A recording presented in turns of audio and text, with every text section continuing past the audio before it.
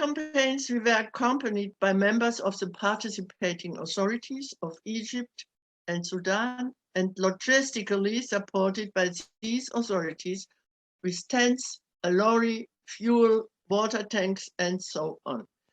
We are much obliged for all that help. This lecture is for memory to my husband, Dietrich Klemm, who was the spiritus rector, or the chief, in this project. He died October last year. But now let us start a journey to the deserts of Egypt and Sudan. Here on this first picture, you may see a typical view of the Sudanese or Nubian Eastern Desert with wide, flat plains and some granitic mountains in between. These wide plains that we miss in the Eastern Desert of Egypt. So it's a quite new picture to have it here in Nubia with this different view of the landscape. No, doesn't work. The next picture, how can I get to the next picture? Ah, moment.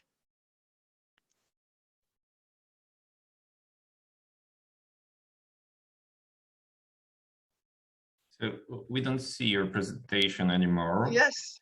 Uh-huh. No.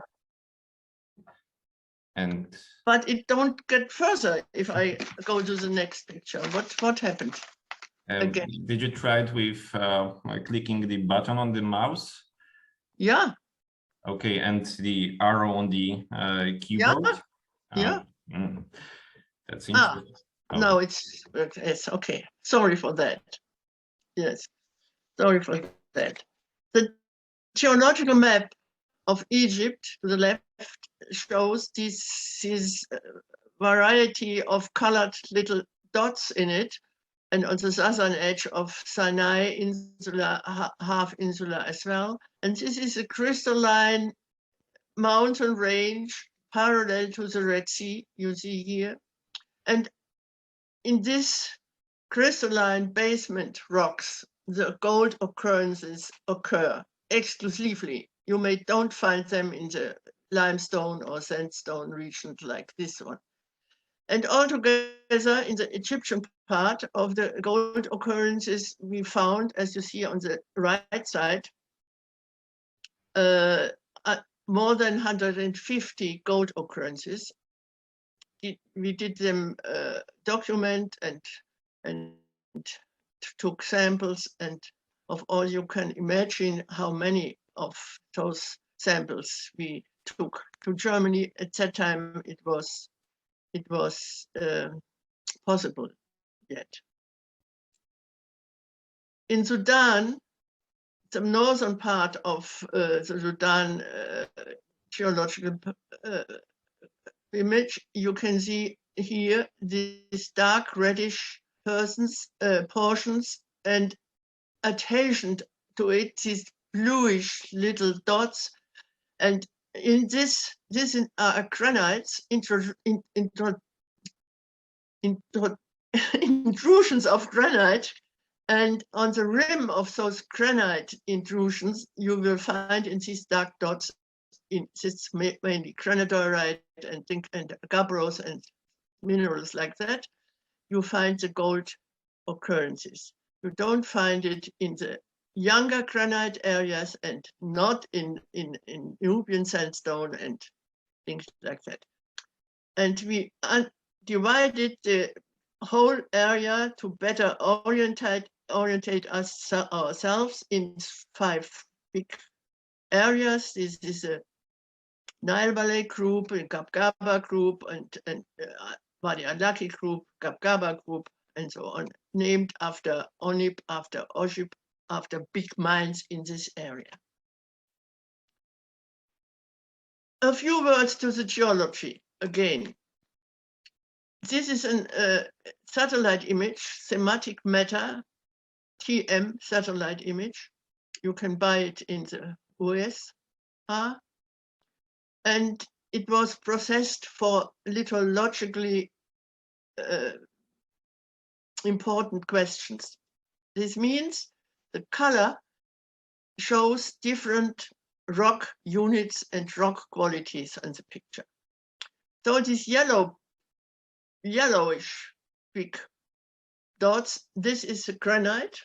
And you see also in Egypt again, you find the gold mines on the rim of the granite intrusions. Here the hard granite, you have smaller mines here, and then in a little bit to the east, the El Cid mine, a big mine, which was worked until shortly, and always on the rim of those granite boulders. We will come later to this El Cid mine again. So, as I already mentioned, how did we orientate in the field? We had these hints from the reports and everything.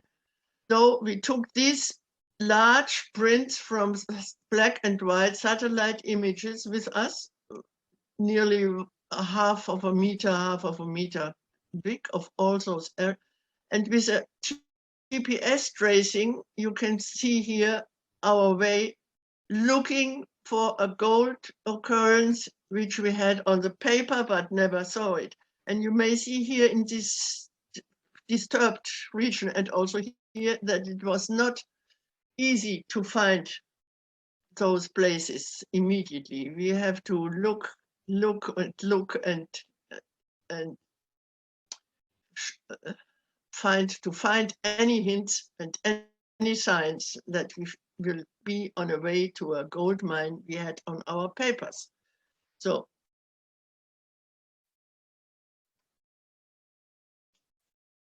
sometimes we ask the Bedouins. Here you have a picture, a typical picture from a Bedouin in the Nubian desert. And they are heavily armed with a sword here, some diggers on the arm and on the legs and so on. And it looks not very peaceful to ask them on the first glance, as you see here. But luckily enough, we had a team member of Sudan. He was Kazim, a student of geology, and he was able to speak the Sudanese dialect because his mother came from Bedouins. So he was our man in such a situation. And some situations like this, they were as sometimes 1 hour long until finally we could pass further on our way. Sometimes you have to give a little bit of kibrit. This is a package of matches or things like that, a little bit of sugar, and then we can go. Sometimes we couldn't go further strictly. This happens in the desert.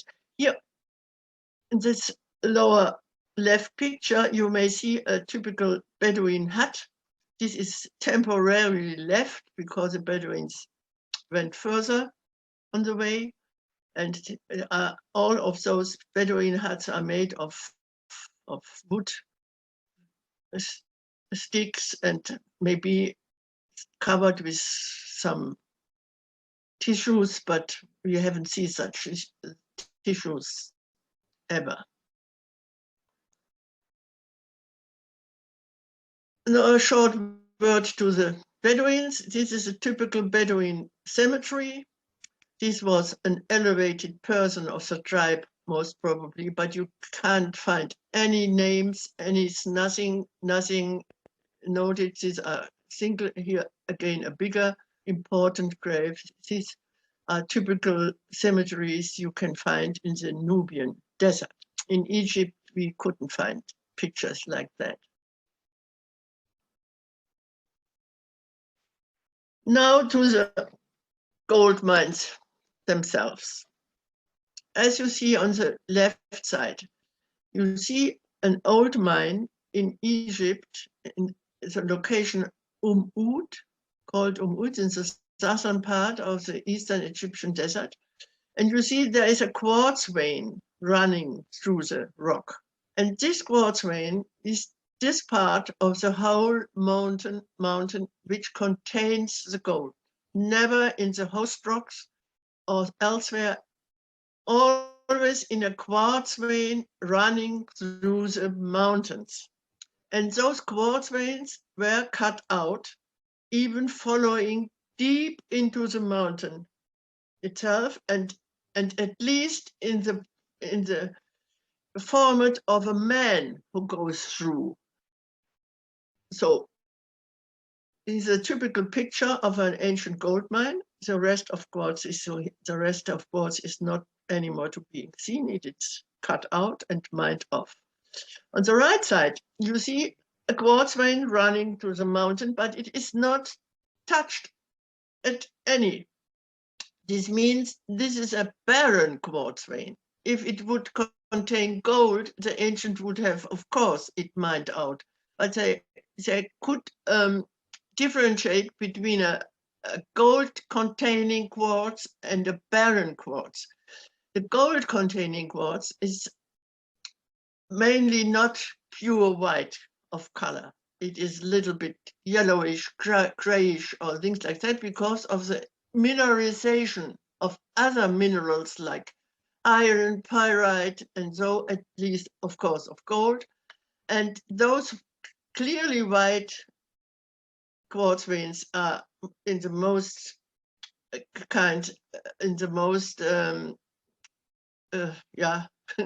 mostly barren, as they contain no gold. So the ancient could differentiate it already in the field. But inside the quartz vein, to find a gold flitter is very difficult.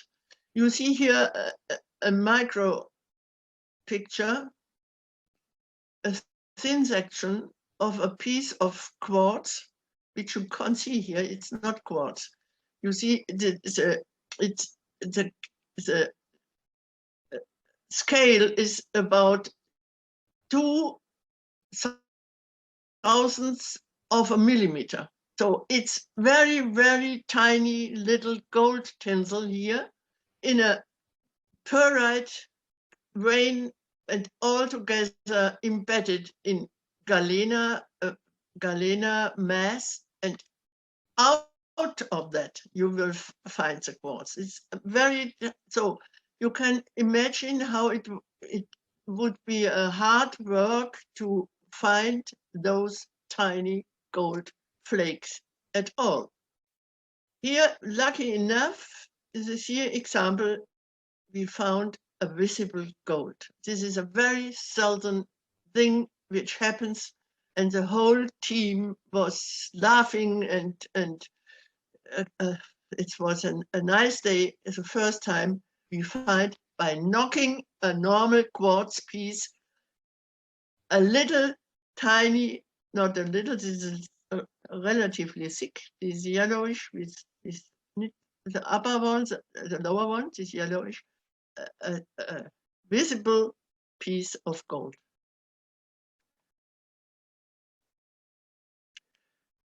Just to inform you about the timetable, when we speak from the early period, it starts about 3000 BC. The Old Kingdom, this you will hear several times, about 2800 to 1100 around. Middle Kingdom following.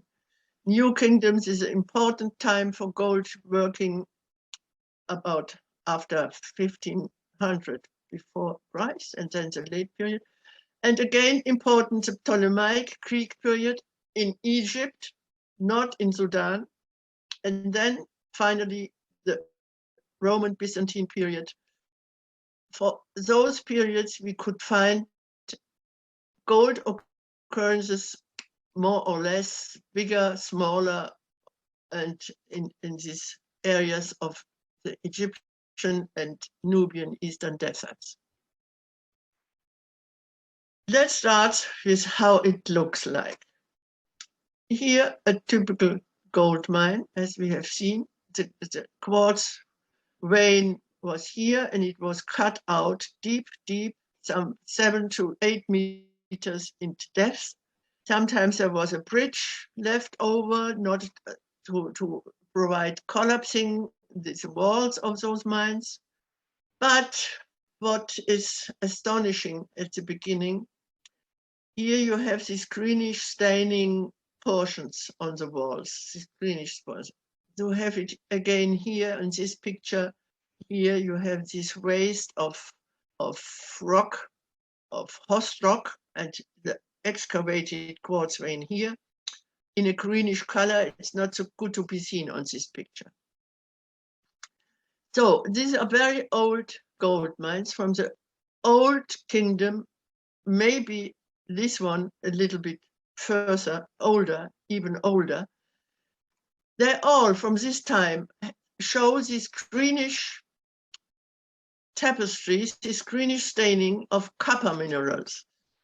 Though it is not quite clear for us, was first those mines for copper worked, and the gold content was found later on as a sign because at that top point of the older kingdom, copper mining was or copper as a mineral for tools and things like that was a very important mineral to get. So we think this is a two-step mining here, first for copper minerals and secondly looking for gold, which was found incidentally by the ancient. This picture again in Nubia. You see an old mine, the quartz vein is running here, but the whole host rock is greenish from copper minerals like malachite, and so which most probably was the hint to find gold after having mined copper minerals.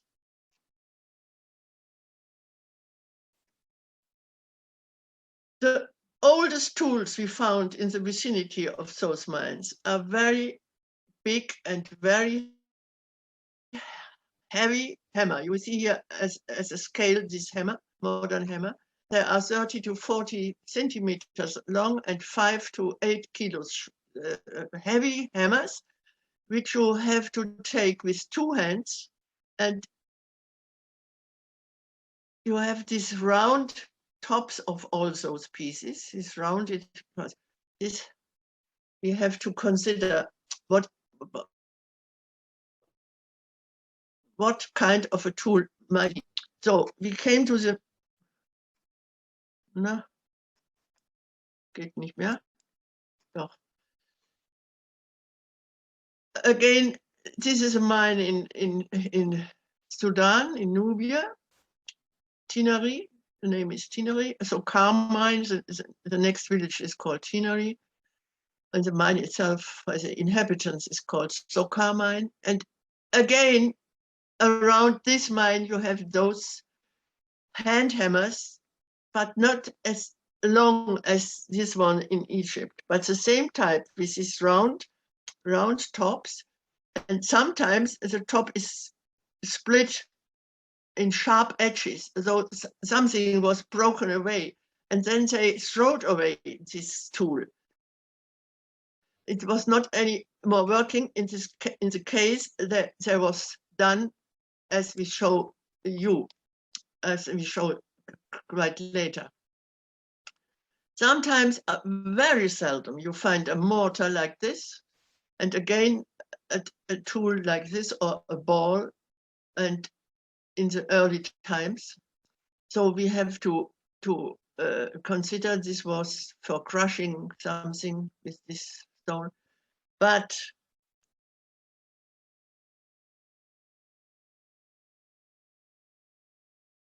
no, I come later to this point, sorry. This map is the Egypt part of the Eastern Desert. We found this not very much gold occurrences from that time, and all of them are near the rim to the Nile Valley on the picture of the mountain range, the Eastern mountain range, where we could find those mines with copper straining on the rock walls and with these big tools, and nothing else than those hammers was to be found in the vicinity. So we have the conclusion that with those hammers, the quartz was not only broken away from the quartz vein itself, but also in the same moment to be crushed in a fine fraction for later processing. Therefore, the hammers have to be so big and so long, and this round top to smash down the quartz when working in the mine, not in a 2 or 3 model process, but in one process. They earned the quartz like a powder fine fraction with these instruments. Later on in the New Kingdom time, you find mines like this, remembering the old mines. This is in Egypt, this is both in, the right one is in Nubia, the Shikrai mine, and you see they follow the course of the quartz vein. The quartz vein not only must be on a straight direction, they can make curves and things, and they also left bridges to prevent the collapsing of those walls, because the depth is sometimes 10 and more meters deep.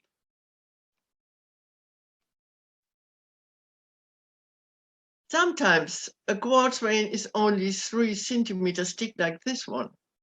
And you see, to reach and to cut down this, to follow this quartz vein, you have to go down from above, where it was at the beginning on the surface. You follow down those small quartz veins, but you must, of course, hew out the rock, the host rock, to get in.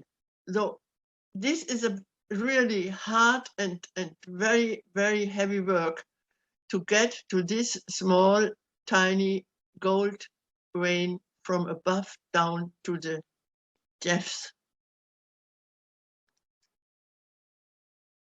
But sometimes those quartz veins are very thick.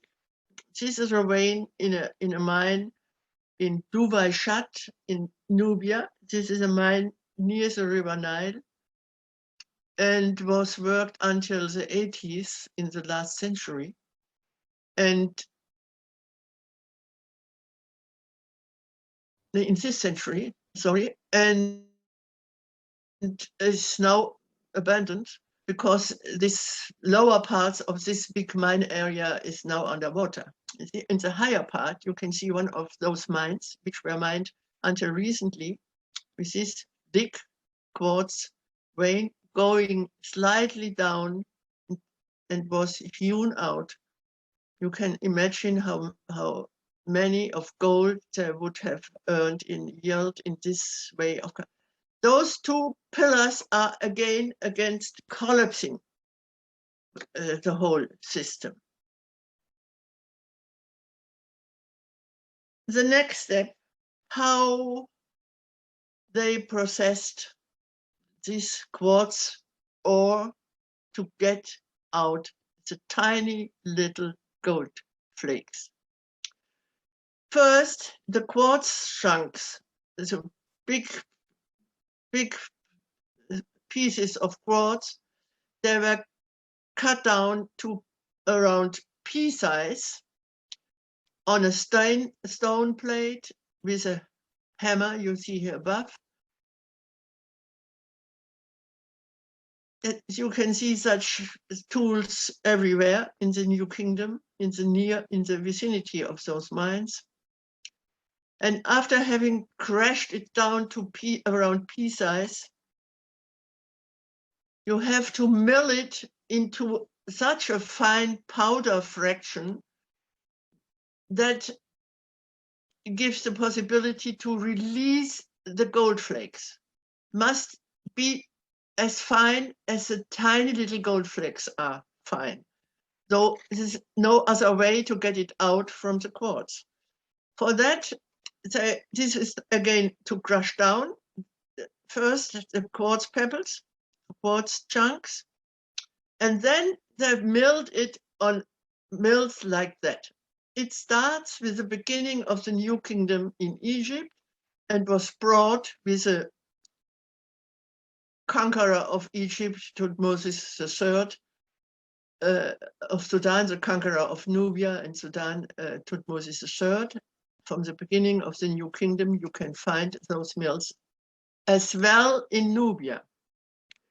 And with one hand rubber stone, you mill the quartz, pea-sized quartz pebbles to a fine powder.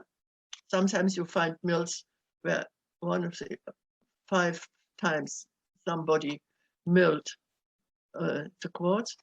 And here in experimental, I try to mill it down, and you see at the end you will have a white quartz powder, as fine as it was possible to do at that time. This mill was brought to the mining industry in the New Kingdom from the households in Egypt. This type of millstones is a figure of the ancient kingdom in the Boston Museum. You have such figures often in the museums. And it was used for milling the corn, of course. And they changed it for the mining process. They changed this roll this woman has in his hands into this one hand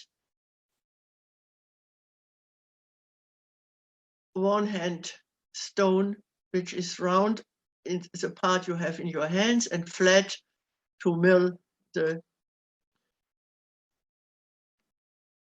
but not with the rolls or with these stones. But how was the further process to get at the end the gold from those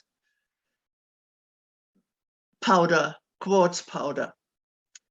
And we looked in Egypt and we looked around and we found nothing which gives a hint how they did it. It needs water, of course, and this was clear. And not before we entered Nubia, we found a hint, a very important hint, to give the way for yielding the gold. What you see here is an inclined washing table, the remains of it, from the New Kingdom, which you can see on the mill on the right, which was introduced to the Nubian mining areas from Egyptian conquerors. And here, this inclined washing table, it's the ruins of it. This was the first time we got the situation how they gained the gold. I will show it to you in a better picture. This is a drawing from Sudan Notes and Records. You can see this is a stone structure, inclined, and at the end you have a little basin, and at the top you have a deeper basin, and you have a return drainage rim from the lower basin to the deeper basin. Maybe there was a shadouf. This is this up till now used tool to give water from a deeper level to a higher level in Egypt. So what I did, they mixed the powder, the gold quartz powder with water. It was a suspension, a water quartz suspension, and they poured it on this inclined level, and from there it flowed down to this bigger basin back, and from there they did it again and again and again, in the hope that the gold fritters inside this emulsion will keep on the surface of such a flat table. Down you can see to the left and relatively well preserved in the area in Egait in Nubia. For a later time, it's from Arabic time. You see this incliter, this lower basin, the rim around and behind the deeper basin and so. Another example is here. There we have for the next considerations already see here a tailing. I will show you what it meant with a tailing. And here from the Middle Ages in Germany, a man whose name was Agricola, he wrote a big book about mining in the Erzgebirge in Germany. You see such a thing made of wood, a wooden table, the same emulsion from gold powder, from gold containing quartz powder, so we have to say, running here down in this pot. And here you may see that tissues are covered. These are tissues which cover this plate. Though we must think that the gold flakes were kept on this surface. And so we come to the conclusion, what may be the surface in the ancient times in the desert, where are no tissues or so, but we think there have been sheep to feed those laborers in the gold mining areas. And maybe there was a sheepskin over as a, go back again. Back again. There was covered with a sheepskin, he's already written. And the gold flakes, which have a very rough surface, they are not quite glittering. They keep on the surface of those sheepskins, in the crash of those sheepskins, and after that, they're burned maybe to get the gold out of the sheepskin, the gold flitters, to burn the skins, and again they washed out the ash to get the gold flitters. This must have been the process to the end to have some gold flitters in hand. And here we are reminded to the saga of the golden fleece from the Greek saga, from the not astronauts, the Argonauts, and where a little amulet shows a sheepskin, a golden sheepskin. So it may be the same procedure to be seen here in the Egypt. Now, what you see here is the middle part of a very long, 3 meters or so, papyrus, now in the Turin Papyrus Museum in Italy. On the middle part, which is called the oldest geological map of the world, you may see a way going from west to east. And in the middle part, you have some designs of buildings and some inscription.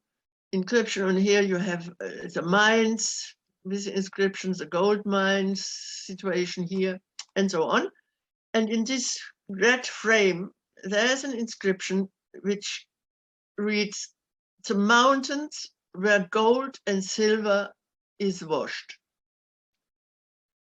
Though, after a long discussion under colleagues, which part of the eastern desert of Egypt, because it must be desert, because the mountains everywhere must be the eastern desert, must be there.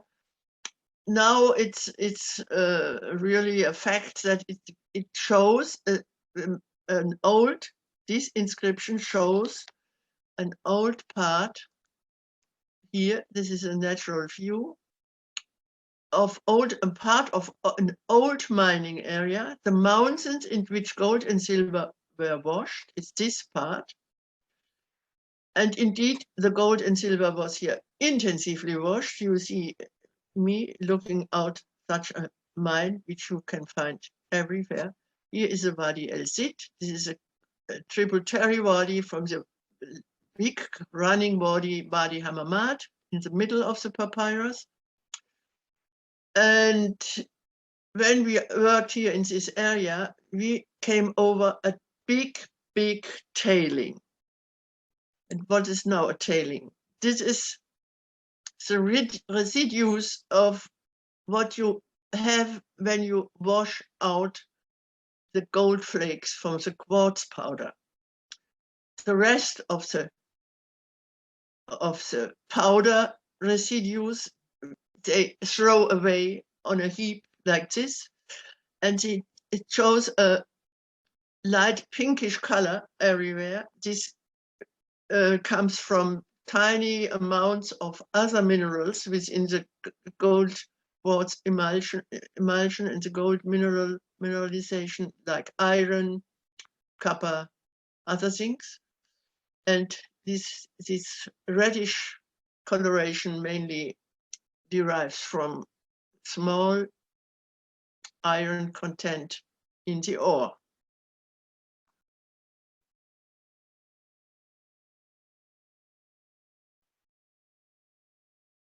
So now we have seen how they get the ore, the gold ore, the gold from the ore. How they lived in the desert, the miners. You can see in the vicinity of a mine, of a real mine, you can see here behind, it's in the near of Jebi'it in Nubia, you find single houses, ruins of single houses with mainly 2 rooms or 1 room only. And you find the tools I showed you around here, sometimes within the houses and so on.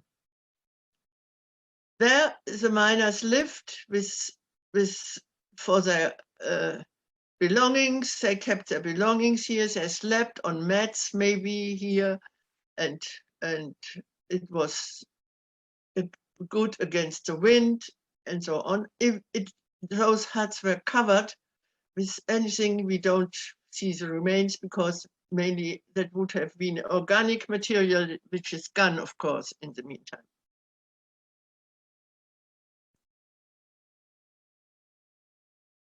Then, alongside of some wadis, we found not single houses, we found houses in row, built one next to the other without space in between. And what astonishing, a lot of mills inside those houses, though it must, but we don't find any mine in the vicinity. This was at the beginning in Egypt when we saw this first. This is a picture from Nubia. We were also from Egypt. We were very astonished. Where is a mine? What does this mean here? And we found at the rim of where those settlements lie here, in the Wadi itself, by morning or afternoon light, a very strange structure of small heaps, very small heaps, one behind the other. So together with such a picture and such long rows of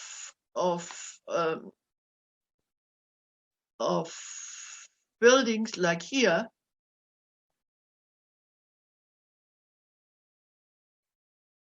we came to the conviction that must have been another way of mining gold, but we came over it very, very late.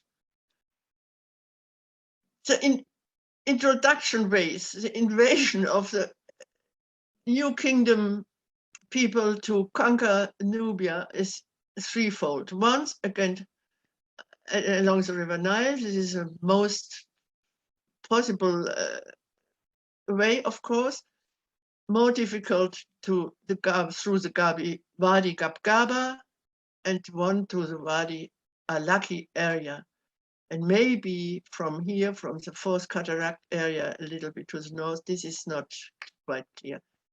But these three ways we saw because of the amount of gold mines lying in these areas. So the New Kingdom English workers must invade it to the Nubian desert to the gold mines. And here you see other gold mines from that time we found in the Nubian desert. And just, I showed you in the red, back again, in this area, which has this reddish frame, is now a little bigger. I show you in a satellite image. This is an area between the second and the third cataract in Lower Nubia, where you can find a series of temples of the New Kingdom. Everywhere where this reddish pile, you can find a big temple. From Thutmose III, it must be a temple on the island of Sai, and a little town of Thutmose III. And then from Ramses II in the north, and then mainly from the 18th dynasty, from Amenhotep III, and so on. And Echnaton, even Echnaton has built a big. Here, the temple of Soleb from Amenhotep III, in this area on the western side of the Nile, not on the eastern side, on the western side of the Nile are these temples built. Well preserved, as you see on the right. If you look further to the hinterland, on the eastern side of the Nile, you find a vast plain filled up with quartz pebbles. This is from behind, from the eastern side to the west. Here you have the Nile Valley, and on the other side you have those temples. And here is from the Nile Valley to the east, and you can see it's an endless plain of covered with quartz pebbles and of course other rocks, but a lot of quartz pebbles. And this is an erosion plain from the eastern mountains towards the Nile Valley in these millions of years.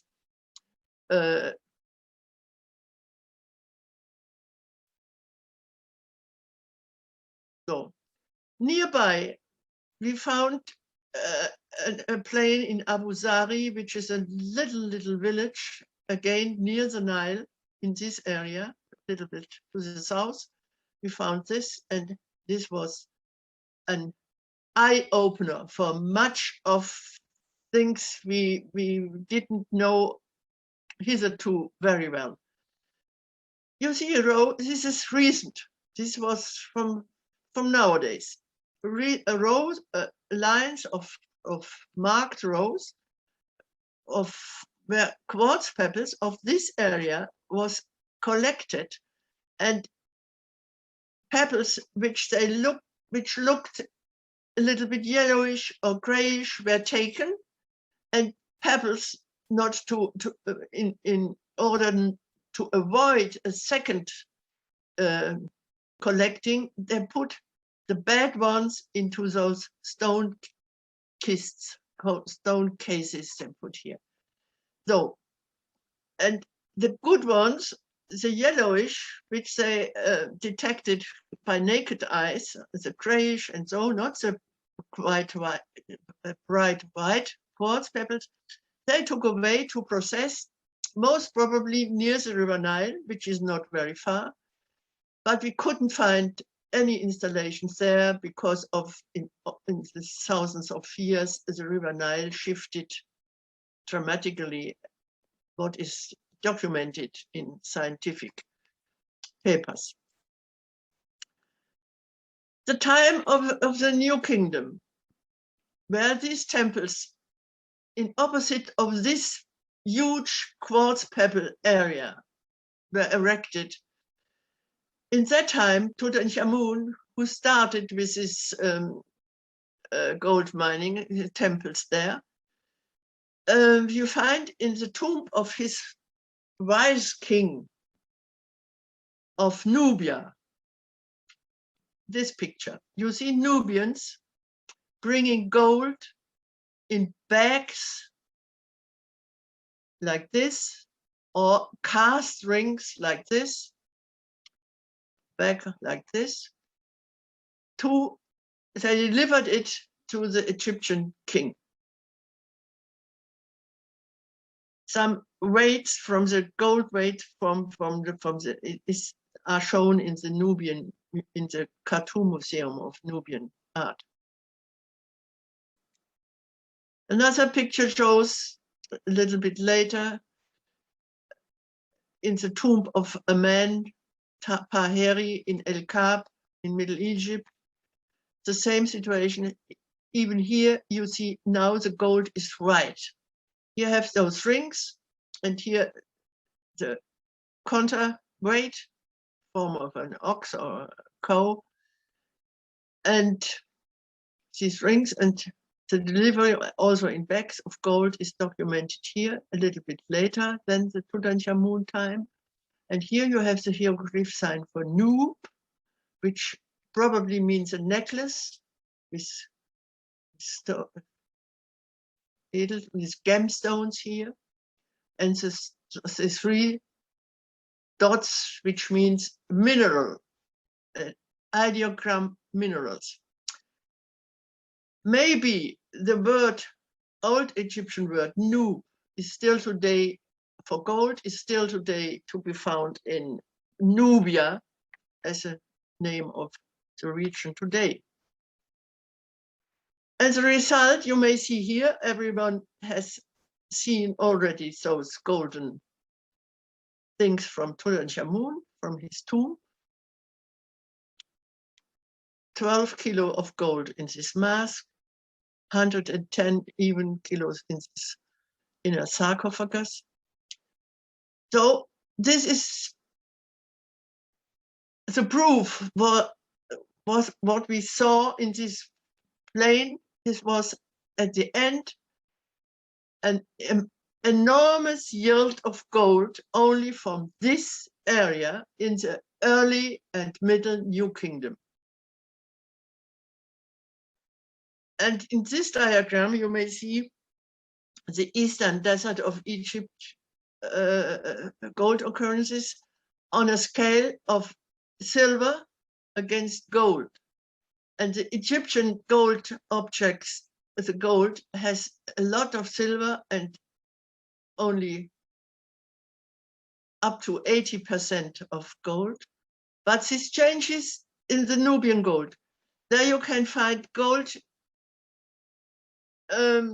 value of nearly 95%, a very pure and clear gold. And this was maybe the impulse to go to Nubia, because it was said that there is a gold, very good gold to be found.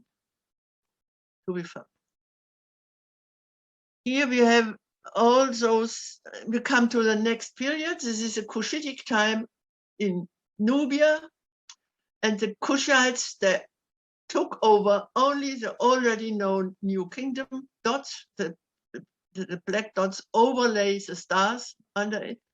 Some New Kingdom places they left over, but most of them they took, and also here they took over those New Kingdom miles and worked it further. But they took also over the tools, then used the old mills from the New Kingdom and worn it deeper out, but and used other things they found there. This was a very short time, but we don't have so many gold in Cushitic time. Some things you might found in the Khartoum Museum. Now start only for Egypt, the Ptolemaic time, which begins in the 300 before Christ. And there we have a new situation. The Ptolemaic miners introduced a complete other mill type to Egypt. You see, this is a concave plate with a rubber stone, a very heavy rubber stone with two handles on it.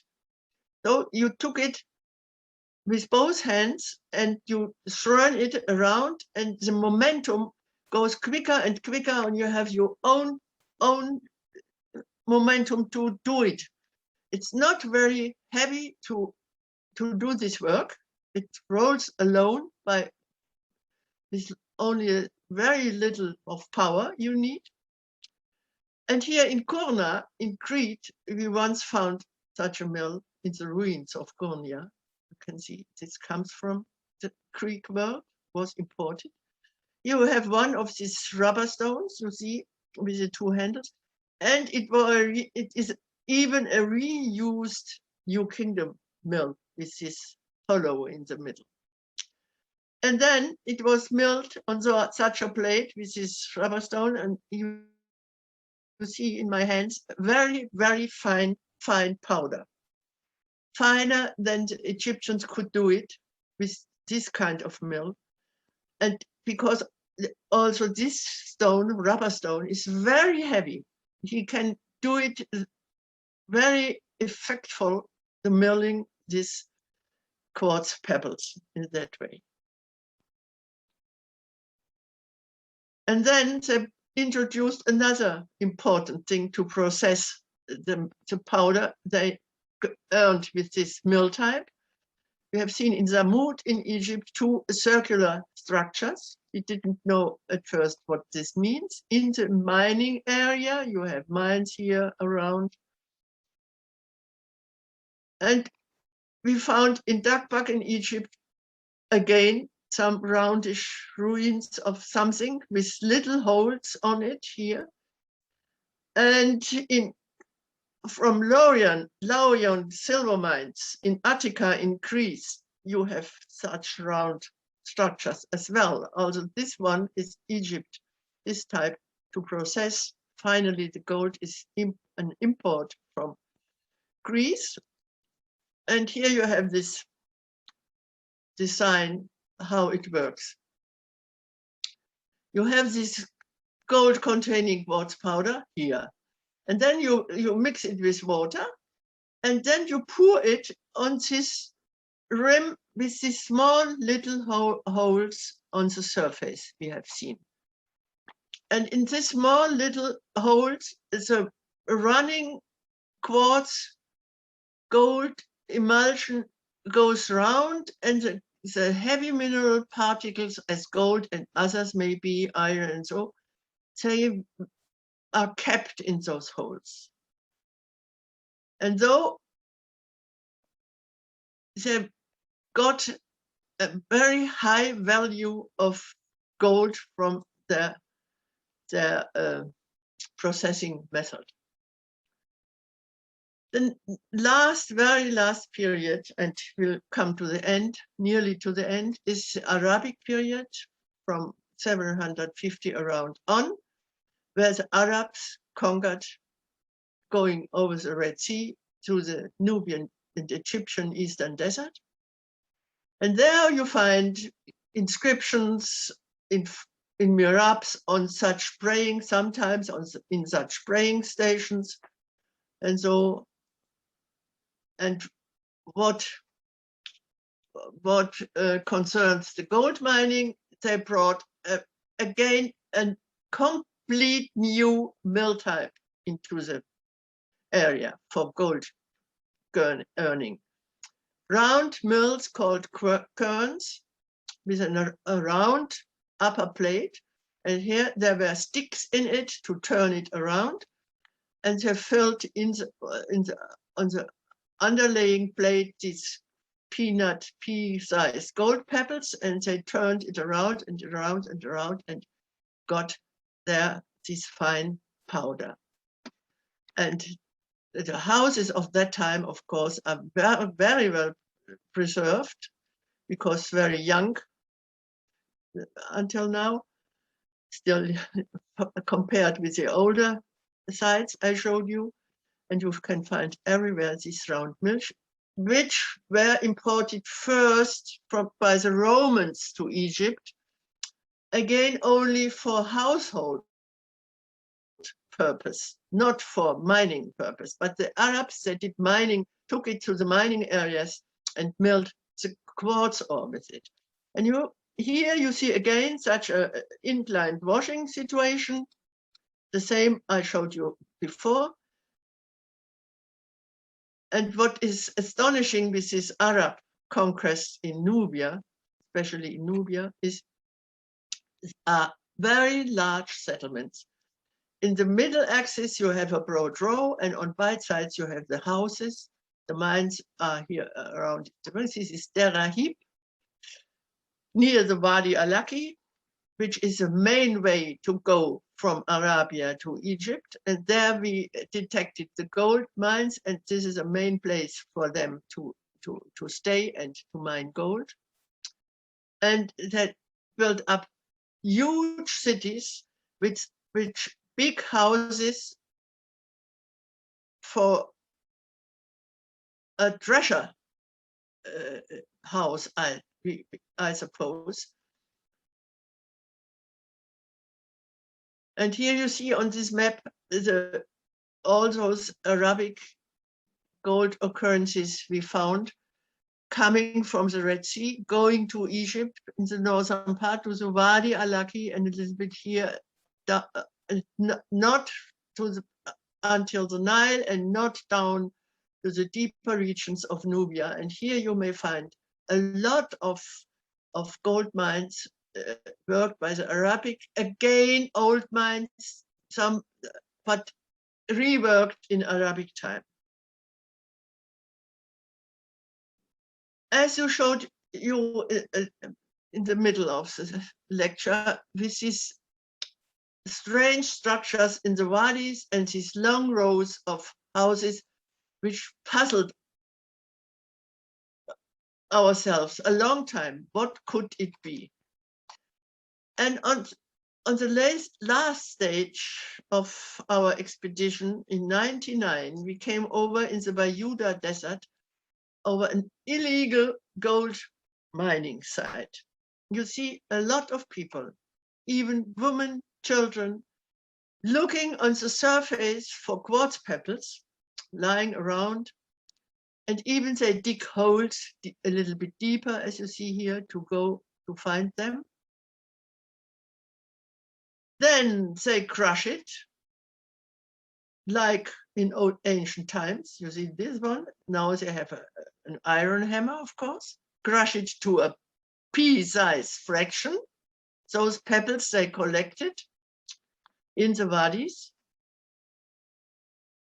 Then they mill it down, not with mills, unfortunately, but with a diesel-driven, fuel-driven machine. This is a modern part of that. Look at the behind all those heaps. We came later on it. Then the women and the children in this illegal area, they wash it, this powder, they wash it by hand in pans like this. And the water is brought from the river Nile by donkeys, which is about 10 kilometers away. And what we see after those mining operations are those hills in the wadis where they worked. And this was finally the solution for the riddle of those structures we found before in the Egyptian and Nubian wadis, sometimes with these long rows of houses at the rim, with these long houses with mills in it, and these strange, at the beginning, strange structures in the wadis. This was, it's the last step of our expeditions, finally and wonderfully to find out what this thousands and more years before means. Then the gold is washed, as we show, and then they make a gold amalgam with mercury. One man of the group has in a little plastic sack in his pockets pure mercury. And it's very, very poisoning, but it doesn't care them. And then they put in such a concentration water emulsion with gold in it, mercury, and they have it in the hand, pure mercury, and they squirt it round and round and round until it becomes all gold flitters attach this mercury, and it will be a mercury amalgam. And in the final stage, they roast this little amalgam piece to get the pure gold. Also, the mercury dust vapor goes, they have no mask, nothing. It's a very dangerous job.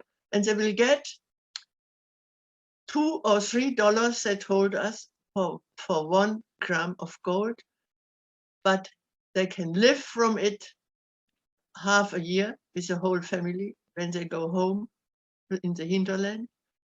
And once a month, a lorry comes and collects all those gold flippers and paid those workers.